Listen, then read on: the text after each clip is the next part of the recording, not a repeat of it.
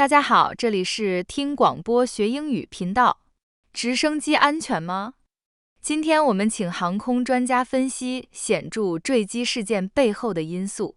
最近发生的直升机坠毁事件引发了人们对直升机安全性的担忧。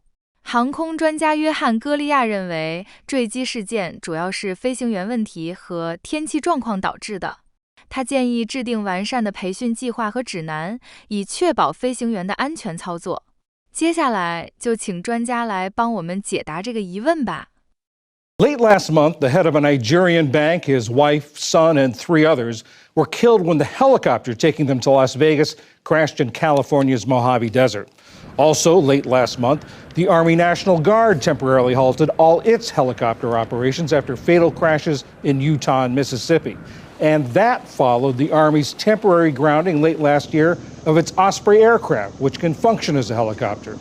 These incidents and recent high-profile accidents, like the one that killed basketball star Kobe Bryant and his daughter in 2020, and 2019's tour helicopter crash in Hawaii that killed 7, raised questions in people's minds about the safety of helicopters.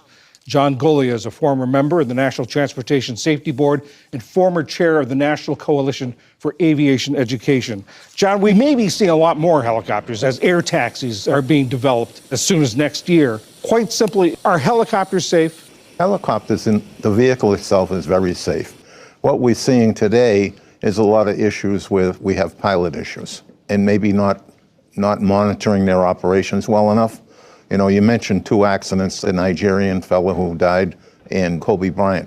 Both of those were helicopter pilots that disregarded weather cues in order to accomplish the mission. And that self-imposed pressure that they have on themselves to get the mission done oftentimes is the driver behind the event that leads to a crash. And those military groundings we talked about, what they call stand-downs, those were to make sure that the crews, the pilots understood the operating guidelines, or were they worried about the craft themselves? Most of the time, the craft is pretty reliable.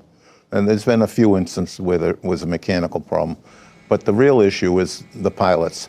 Usually there's single pilot operations, especially in the military. It's get it done. I got a mission to do, I'm going to get it done. Well, when you're not in a war zone, you have a lot more flexibility, but sometimes it's difficult for people to separate those 2 events. Pilot error, is it more difficult? Are helicopters trickier, more difficult to fly than fixed-wing aircraft? Helicopters require a lot of concentration. In an airplane, oftentimes, with the automation that's in there, that you don't have to focus as much. Helicopters, you have to maintain your focus from beginning to end. And so sometimes people will lose their focus, and when the consequences are severe. Is there a narrower margin of error with a helicopter than a fixed-wing aircraft? Yes, if you're talking about the pilot. Yes, it's this concentration that has to be maintained. You know, and the helicopter industry themselves has taken a page out of the commercial aviation playbook with their safety teams and really driving down, analyzing virtually every mishap that happens and looking at the cause and identifying that for the pilots that are flying today. So getting caught up in bad weather, that's a major contributor to helicopter accidents. Fatigue on the part of the pilots, which leads to that lack of concentration, that's a major factor in accidents. Can that problem be addressed with regulations and guidelines about training, about recertification?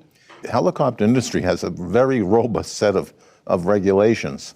You know, if the pilot's not going to follow the guidelines for weather, you know, sooner or later it's going to lead to a bad outcome.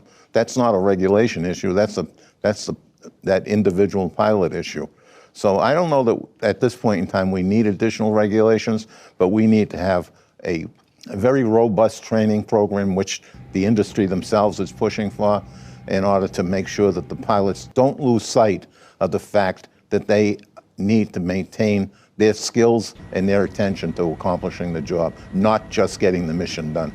Is the pipeline for helicopter pilots with those skills, that concentration, that ability to safely fly a helicopter, is that big enough, or is there a supply problem, as it were? There is a bit of a supply problem because most of them come out of the military, and the military is having problems building their own pilots so that they're not letting them out, so to speak.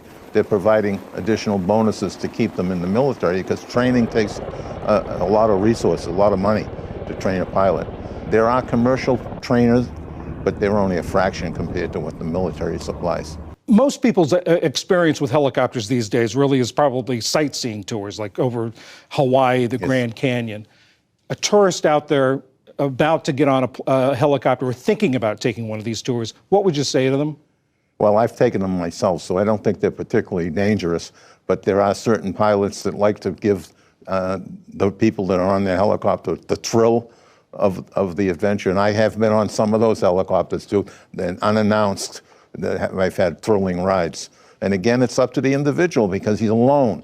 He doesn't have the company representative over his shoulder. He doesn't have the FAA looking at him until it's something bad happens. So yes, you need to be concerned, and sometimes you need to have a conversation if you're chartering a helicopter, that what you expect from that pilot. So if you have it beforehand, say, if the weather gets bad, I don't mind if we don't go. So make sure they understand that this is a mission critical. I don't have to accomplish this task getting me from point A to B, that it's okay that we don't go. John Golia, former member of the NTSB. Thank you very much. Thank you for having me.